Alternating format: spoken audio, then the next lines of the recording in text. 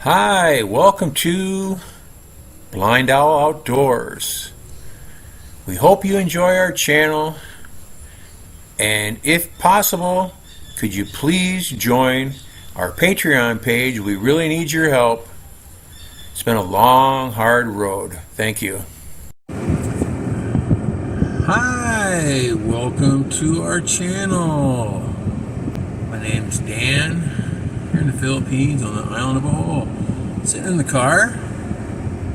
It's about 4:15 p.m. This would be a good way to waste the rest of my afternoon. I'm sitting in the car, air conditioning.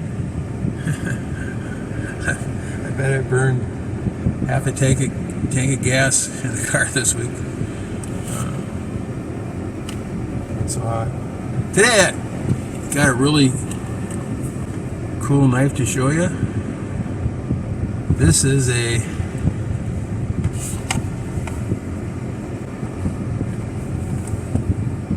Kapre BK2. Now I just did some videos, fatwood videos with some of these different knives, and I explained a little bit about each knife, but I think they deserve their own little video. Now, this is a really cool knife for a couple reasons. One, it has a 1/4 inch thick blade. The day I opened the box up, put it in my hand, I fell in love with it. My dad asked me one year, this is probably 2010 or something like that, 2009, I can't remember. He said, "Hey, you want anything for Christmas this year?" And I said, I don't know. I said, "How about a knife?" And he just laughed at me. He said, you need another knife like a hole in the head." And I kind of agreed with him. But he ordered this one for me. This is a BK2 Kapre. Now, this knife was only $46, which I thought was a pretty good deal. I read about it in a bunch of different articles or videos. I thought it was pretty cool. Just about exactly what I wanted. I had no idea how good it would feel. It came with plastic grips. Kapre has their own name for their plastic. And it came in a real crappy sheath that when you had it on your belt and you took the snap off, the knife just fell over almost out of the sheath. You can see the texture of the metal, the coating on it. Now that's a patina. I don't know if you can see it very good, if it's in focus or not, I'm not sure. That's what I call a banana patina. Now I took this knife and it came with a heavy black coating on the blade, and I took the handle, the scales of the handle off, and I didn't have any access to any paint remover here. There's no such thing available in any store here, so I used a right angle grinder with a worn out flap sanding disc and ground the finish off. I made a big mistake though. I grounded off the handle part. I should never grounded off that part. I should have left the black coating on here. Would have protected a lot more from rust and stuff like that. Because I'm in the Philippines, in the tropics, and things really rust here. But I took the whole knife and just with a hammer, I drove it into a great big banana tree. And I left it in the banana tree for about, let's say 72 hours, about 3 days. And I had to cut down the banana tree to get it out. It was in there so tight. When I pulled it out, it was kind of rusty looking. And I took a little bit of oil and lightly rubbed it on it until I got the rust off of it and the part of the banana goo and stuff off it. If you look at it right here, you can see the lines going up and the little squares on it. That's the actual structure of the banana tree inside. It really looks cool. You'll never see that again in your lifetime, guys. I bet you I have the only banana patina knife on anybody you're ever going to know. Now you can use banana peels and wrap your knives with banana peels. You get a nice dark finish off of it. It won't come off. Now I put this banana patina on this knife probably in 2009, and it's still on there. It looks just as nice as the day that I did it. Looks fantastic. And then I ordered a set of ironwood scales for the handles. They're from Brazil, I think, from the Amazon.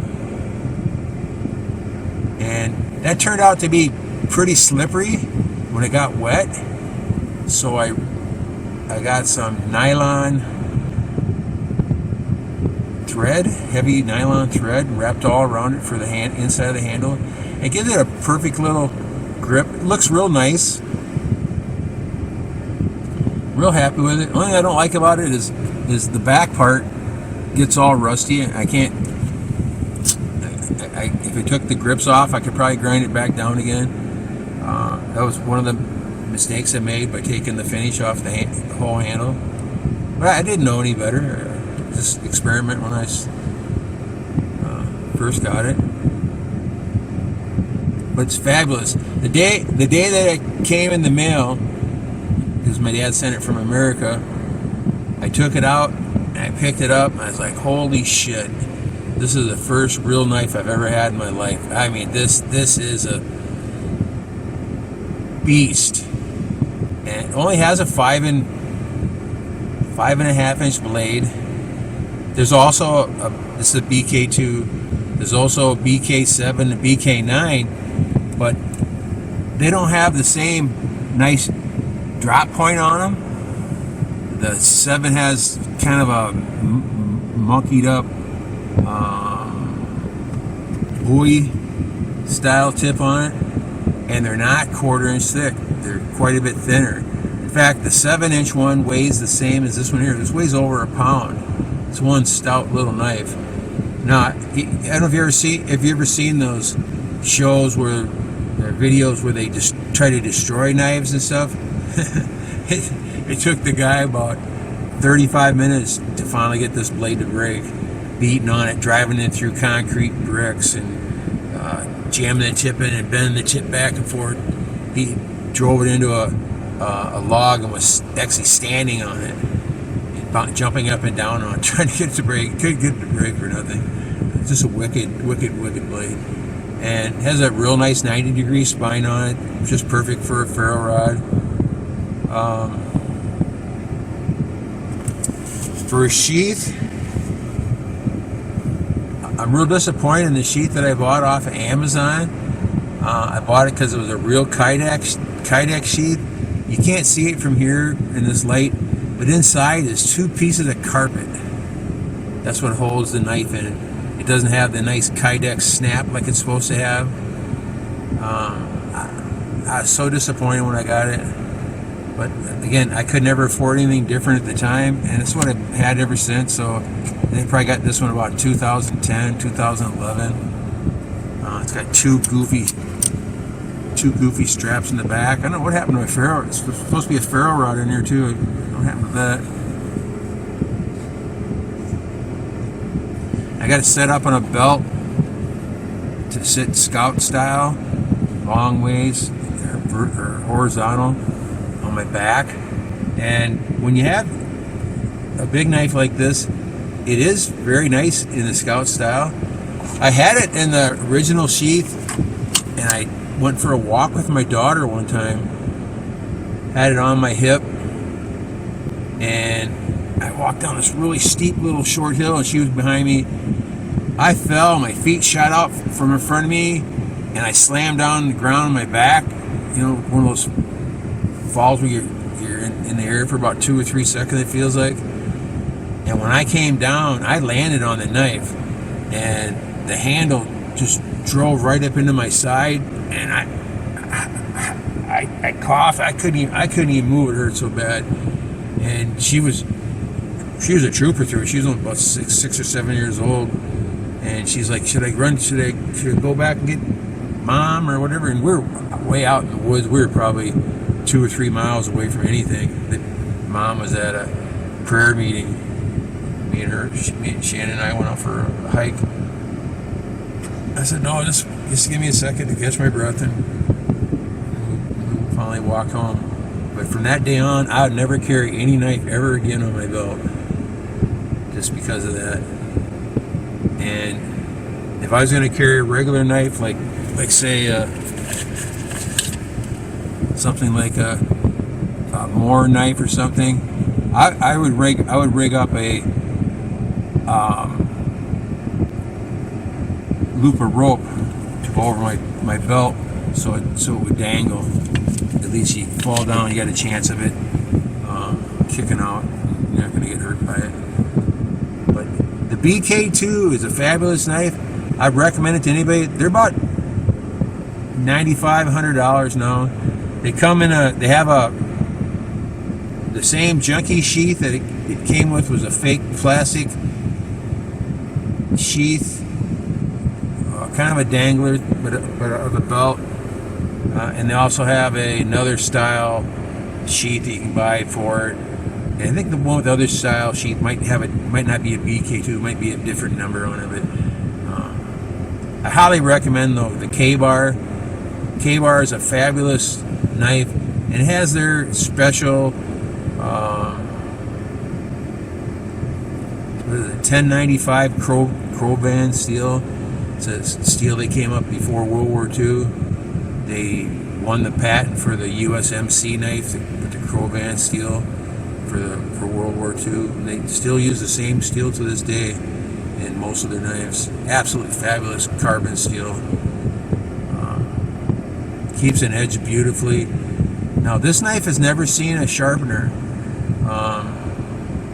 When I ground off the coating, I ground off the secondary bevel, which I can't stand on knives. So it's basically a Scandi grind knife, and I keep it polished up on the edge, polished up on a cotton buffing wheel. So if I use it all day long, I come home, I just touch it up on the buffing wheel, and it's shaving sharp. Absolutely fabulous knife. But it's so heavy and strong. This is the only thing I could say would be better than this would be one exactly like this. It was 7 inches long. That'd be absolutely perfect. And if you look, you might have saw my video a while back that I showed you a knife that I made. I made it exactly like this.